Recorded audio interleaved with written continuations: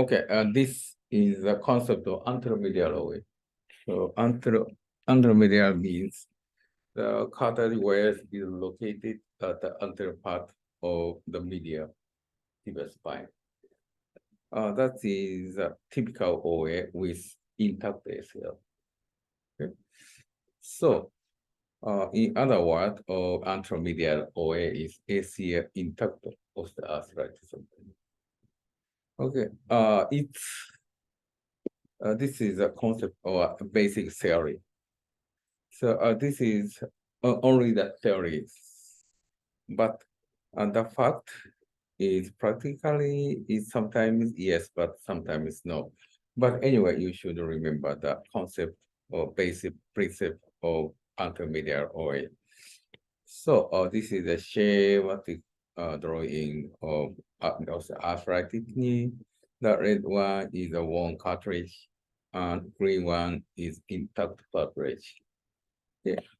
Oh, in this situation, if the patient stand and weight load up to the medial side, maybe medial side should be shortened.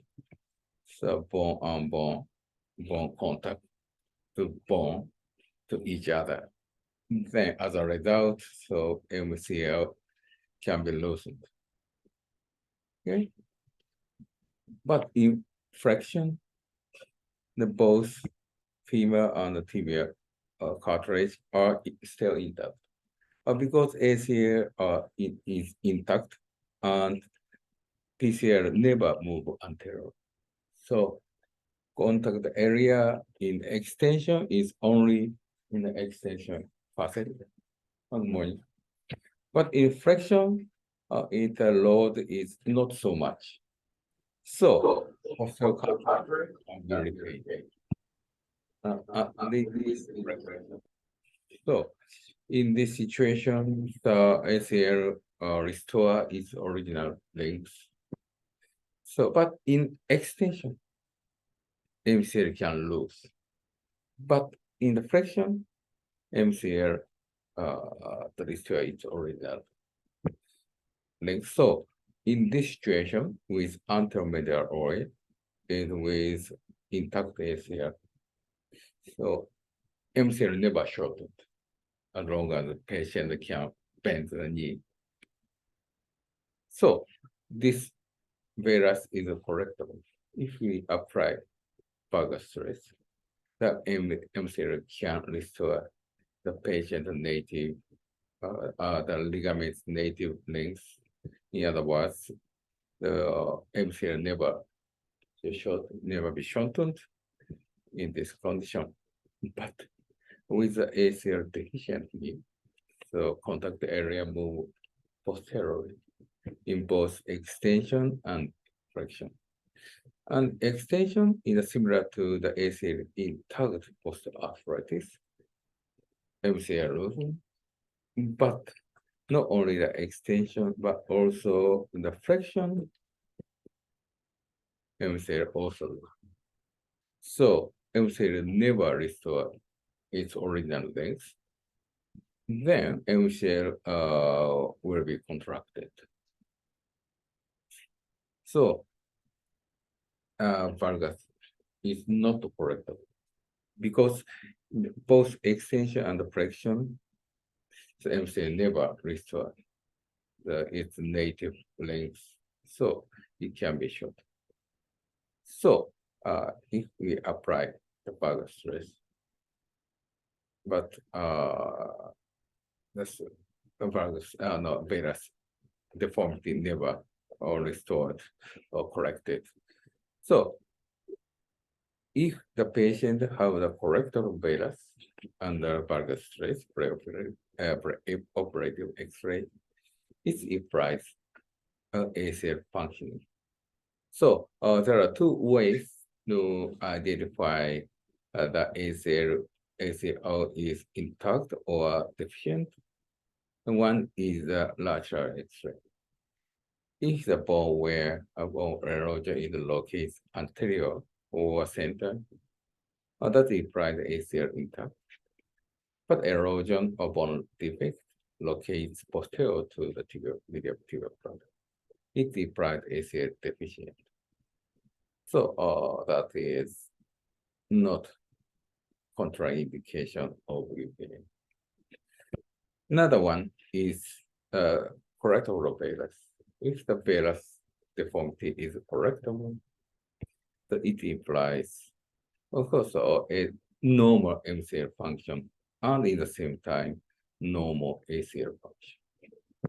So there are the 2 points to evaluate the ACL status. And 5 is the patellofemoral joint.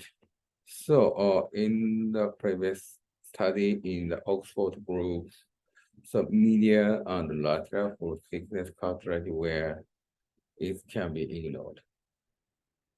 But we should avoid these extreme cases, such as subluxation or even dislocation, and severe bone loss, and some of the like this, so like this. So in this situation, the trochlea and the patella and the body rail can be formed. So that implies abnormality in the femoral joint. So in these cases, we should not do the medial UK only. There are 2 ways to operate such patients. The one is medial OA plus patellofemoral replacement. Now the one is detotomy. The previously I tried to use the bicompartmental arthroplasty with medial and the PF or lateral plus PF. But the result is not good. So sometimes the patient have the dislocation of the patella and I retrocontract MPFL several times. But the difficulty is to the patellofemoral replacement is rotation. So for the TK, we can use the sizer. That's where we place the paddle, or the posterior paddle to the posterior condyle. Then we can control the rotation. But basically, patellofemoral joint arthroplasty, we never open the tibial-femoral joint so much. So we cannot insert paddle on the sizer. So we should control the rotation of this component. Should be decided manually or visually. So that is the one reason.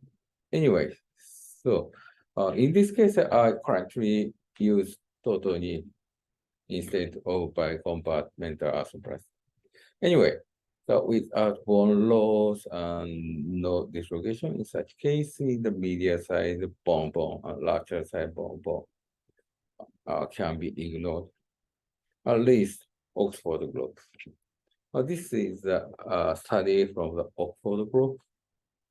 So they compare the for thickness cartilage loss plus VS, no, for thickness cartilage loss in patellofemoral joint up to 15 years. There is no difference in terms of survival rate or revision rate.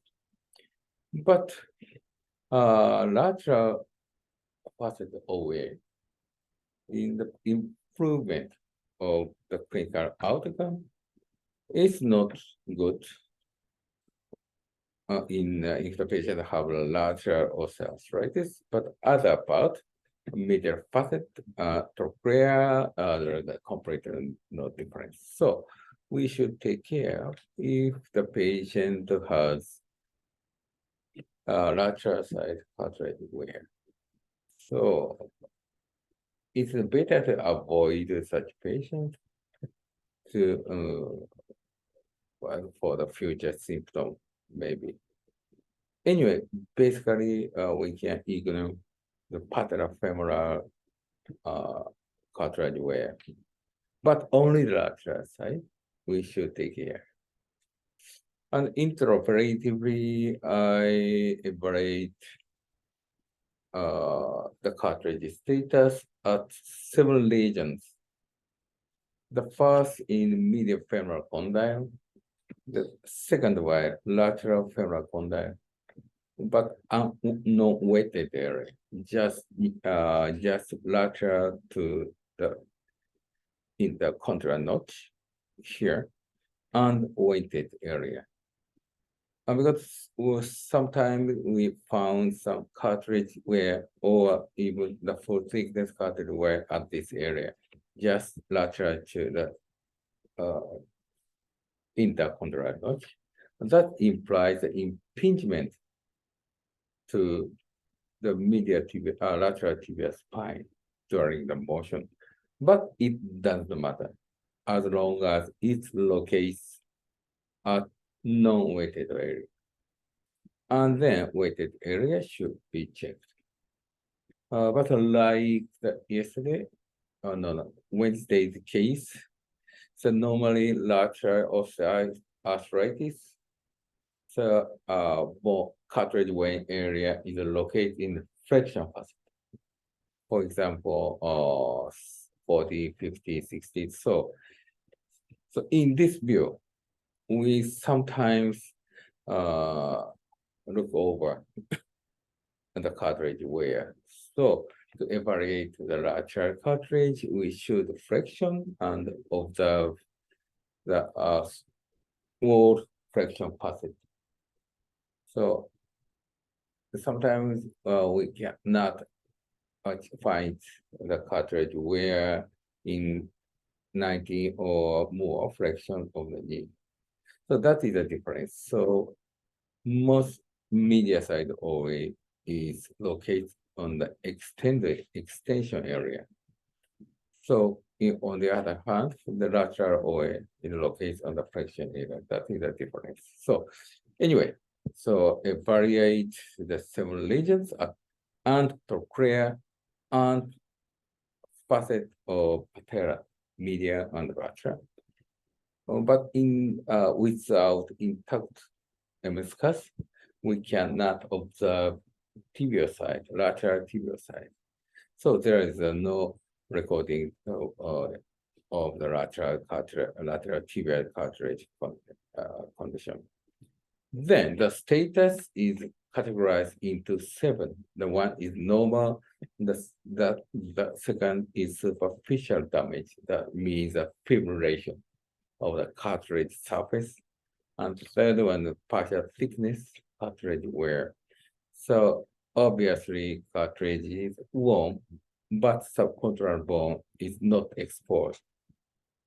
Then for thickness cartilage less than 2 square centimeter, so focal cartilage wear and extended cartilage wear 2 square centimeter or more, bone defect up to 5 millimeter and more than 5 millimeter.